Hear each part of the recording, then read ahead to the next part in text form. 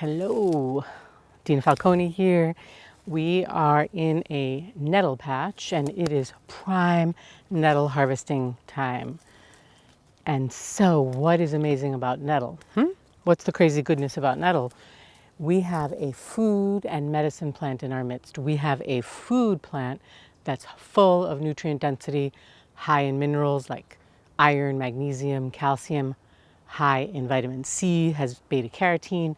But we also have a medicine here. We have a blood building tonic that actually supports our adrenal health, our kidney health. It is a diuretic.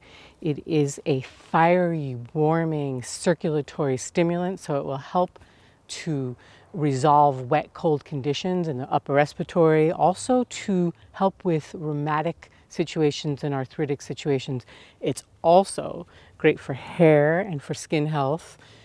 And again, as I always say, there are many more talents to a plant than what I share in these video lessons, but that's a taste of how amazing nettle is. It can be used as a food, but it really crosses over into medicine. And this is an example as well of a very, how would you say, the chemistry inside this plant is super perky. There's a lot going on here. So when we call it a vegetable, it's actually laden with a lot of chemistry that's a bit more intense than your typical cultivated vegetable. And that can be a good thing, but it can also be sometimes not a great thing. And so this plant is extremely fiery. It's got a lot of heat in it. And if you run high heat or high pitta or deal with ulcers, perhaps you don't consume nettle in large quantities or maybe not at all. But for most of us, we can tap this gift of a plant and we can eat it. So we can eat it like a vegetable, like a kale or a spinach, but of course it's its own unique thing. It's got a meaty green flavor. So we have a plant here that we can put into spanakopita, we can saute it, we can make cream of nettle soup, we can put its powder into the herbal truffles, we can make herbal vinegar with it, we can, oh my God, there's so many uses for nettle as a vegetable. And then also therapeutically, it's used as an herbal infusion. Don't forget to check our video on making nettle infusion.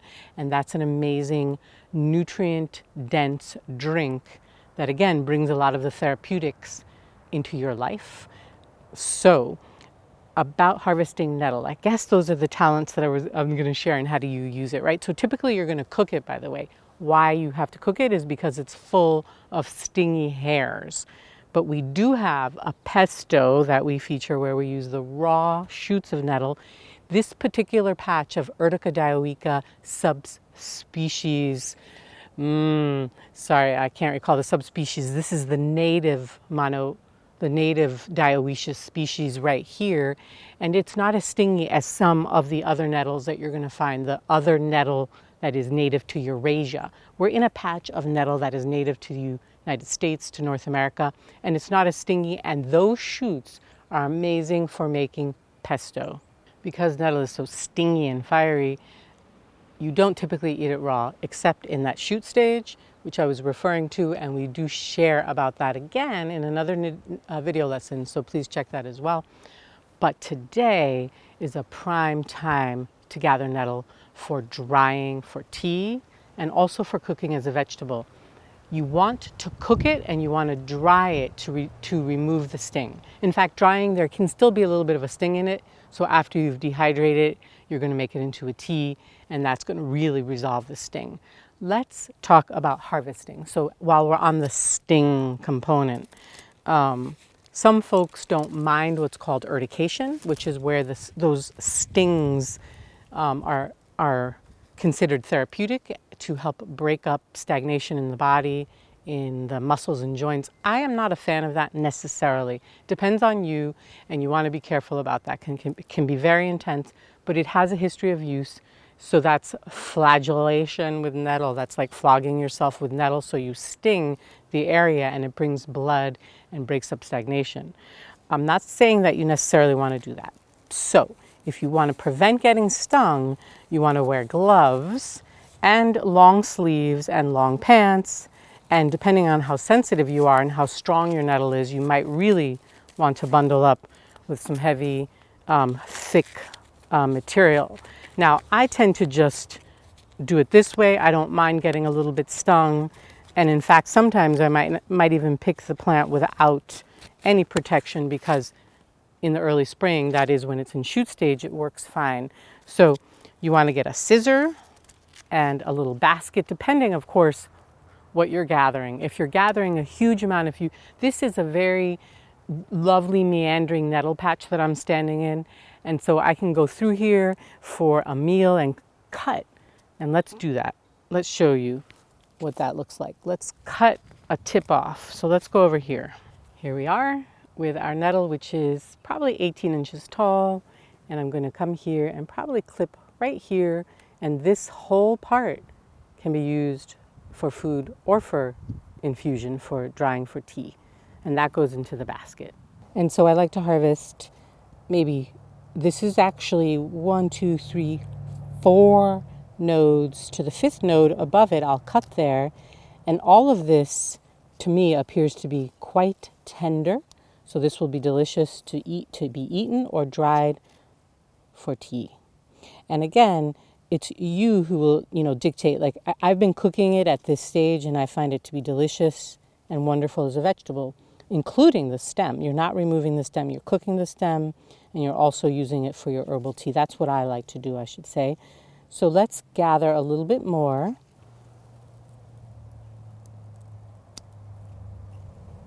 When you harvest nettle for food and for medicine, that is for the leafy stem medicine, for making herbal infusions, you're going to harvest it before flower. So right now we're in a perfect moment for that vegetative growth to make medicine, to make food, but it will continue to grow depending on how much rain and how happy the nettle is. It can grow another foot or so and you can still gather that for tea, but before flower. And you can gather the tips for food as it gets to be that tall before flower. That is if you like it. What I think happens with the nettle is that as it matures, it becomes more intense, perhaps more irritating, maybe more medicinal too. And so the food part of it sort of diminishes and it really goes into the medicine category.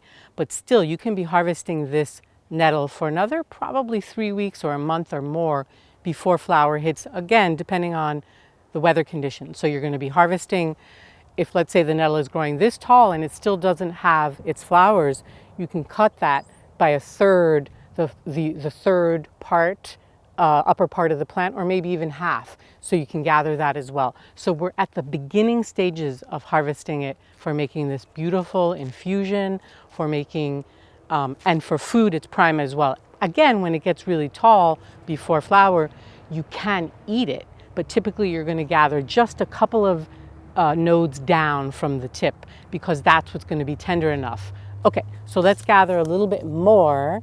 And as I'm cutting, I'm also thinking about the fact that with more rain and more growing time, the nettle that I'm cutting will actually sprout more. It will become more vigorous through my cutting. And this patch can be harvested a handful more times. It really depends, maybe 2, maybe 3 more times. And other things to consider is when this plant does go to flower and then go to seed, there are gifts in that moment. And we have a video on that for you. Check it out, the nettle seed video. And then of course, those seeds are how it reproduces. But really, a big part of how nettle reproduces is running roots. So it sends its roots all along and creates these crazy patches. So do beware if you introduce it to your landscape because it becomes a bit aggressive, and that is something to celebrate and perhaps to be concerned about at the same time. Other things to consider: where does nettle like to grow? It loves part shade, rich, moist soil. So this is humus-rich soil. It's on a slope and the moisture falls here, it lands here, and once these trees fill out and this bush fills out, this is a pretty shady area. Other things to say about nettle is the root is also a gift, and we have a nettle root video for you as well, so you can check that out. Again, so as I'm harvesting, I'm considering, I'm not going all the way down to the bottom, I'm just going a few nodes down. And I am, yeah, and this harvest that I'm doing right now is actually going to be for food. I'm going to be cooking this, but you can also do the same and dehydrate it for tea. So let's talk a little bit about dehydration. So if you want to dry nettle, you want to make sure that you give it a lot of good airflow. You don't want to be packing the plant on top of itself. You want it to have good airflow, probably around 100 degrees and a low humidity. So you could use a dehumidifier or a dehydrator, or you can set up that situation. We do have a video for you on drying herbs in the living room that's also there on our YouTube channel, which is fun. But a dehydrator is a great way to dry nettle. And then you would use, again, the whole thing, this whole part. You're not going to just use the leaf. You're going to use the stalk as well. That's going to be how you make your herbal infusion. Okay, let's spend some time giving you some really concrete ID clues so you know you have Urtica dioica stinging nettle.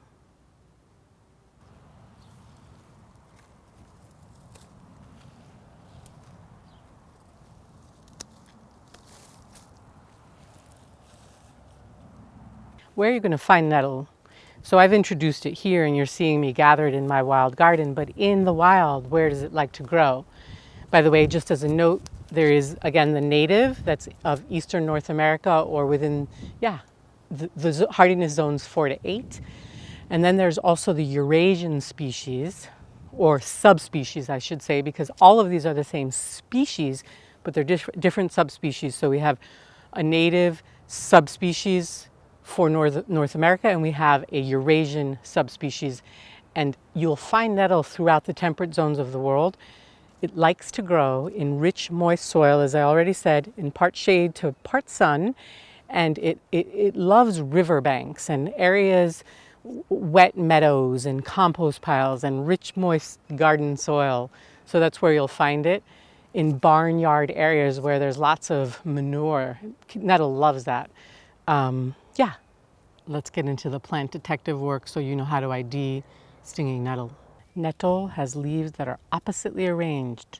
They grow opposite each other at the node. This is called a node right here where the leaves meet, and they are oppositely arranged.